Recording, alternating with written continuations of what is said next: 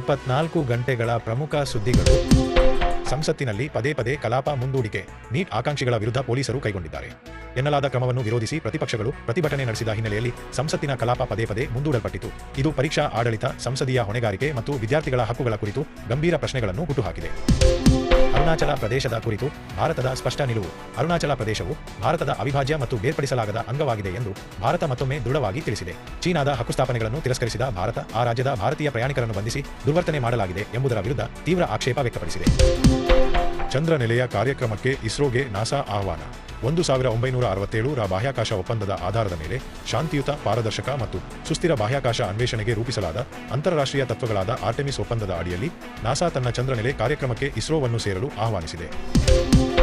At Universal Group of Institutions, we provide you PUC, Science, PCMB, Commerce, HEBA, Arts, HEPG, BSc Environmental Science, and BA BCom integrated with UPSC. Polymer 10 rupees ಮತ್ತು 20 rupees ನೋಟುಗಳ ಕ್ಷೇತ್ರ ಪರೀಕ್ಷೆ. 10 rupees ಮತ್ತು 20 rupees ಮುಖಬೆಲೆಯ polymer bank ನೋಟುಗಳ ಕ್ಷೇತ್ರ ಪರೀಕ್ಷೆಗೆ ಸರ್ಕಾರ ಅನುಮೋದನೆ ನೀಡಿದೆ. ತಲಾ 1 ಬಿಲಿಯನ್ ನೋಟುಗಳನ್ನು ಪರೀಕ್ಷಿಸಲಾಗುತ್ತಿದ್ದು, ಅವುಗಳ ಬಾಳಿಕೆ ಮತ್ತು ನಕಲಿ ನೋಟು ತಡೆ ಭದ್ರತೆಯನ್ನು ಪರಿಶೀಲಿಸಲಾಗುತ್ತದೆ. ಇದೇ ವೇಳೆ ಕಾಗದದ ನೋಟುಗಳ ಚಲಾವಣೆ ಮುಂದುವರಿಯಲಿದೆ.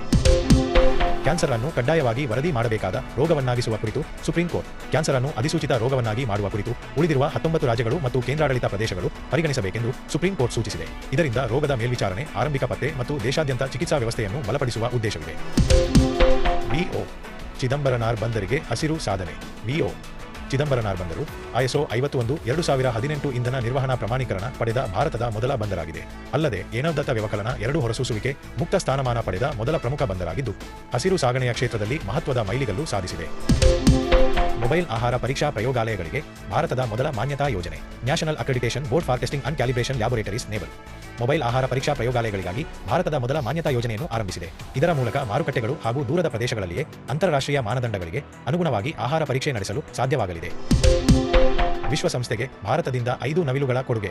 ಭಾರತವು ವಿಶ್ವಸಂಸ್ಥೆಯ ಜಿನೀವಾ ಕಚೇರಿಗೆ ಅಪರೂಪದ ಬಿಳಿ ಗರಿಗಳಿರುವ ಗಂಡು ನವಿಲು ಸೇರಿದಂತೆ 5 ನವಿಲುಗಳನ್ನು ಕೊಡುಗೆಯಾಗಿ ನೀಡಿದೆ.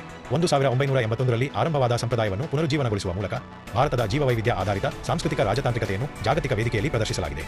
ಇನ್ನಷ್ಟು ಉಪಯುಕ್ತ ವಿಡಿಯೋಗಳಿಗಾಗಿ ನಮ್ಮ ಚಾನೆಲ್ಗೆ ಸಬ್ಸ್ಕ್ರೈಬ್ ಮಾಡಿ.